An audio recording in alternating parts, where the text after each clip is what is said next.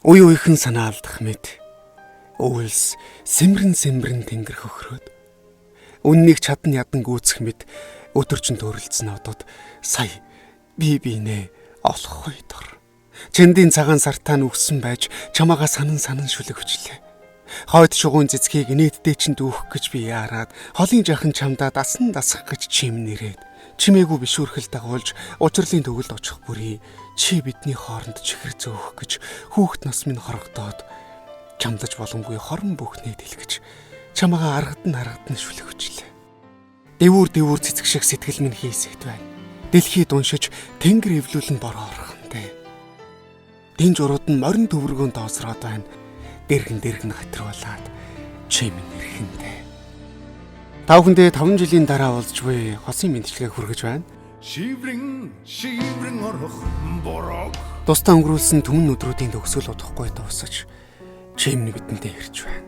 Сансан, шаналсан, дундарсан, дутсан дутуу өдрүүдийг нөхөх гэж чимний бидэндээ ирж байна.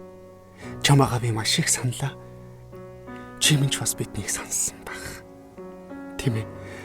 Одоо ямар ч шалтгаанаар бисээ орхихгүй шүү. Намрын шаргалах нүв сагдарч байхад насаараа чамааг хайрлнаа гэд загтлвчээр. Нарны цатраг бүхнийг шингэн байж нанд нь ийм дулаахнаар гэд тэрвэрч үнсээр. Өвлийн цагаан цасан бодорч байхад өөрөө даарч байна уу гэд загтвчээр.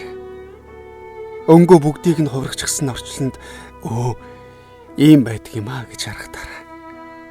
Надад загтлвчээр. Чамд өгтлээ дурлаж үзээгүй. Харин амьдртлаа дурлсан.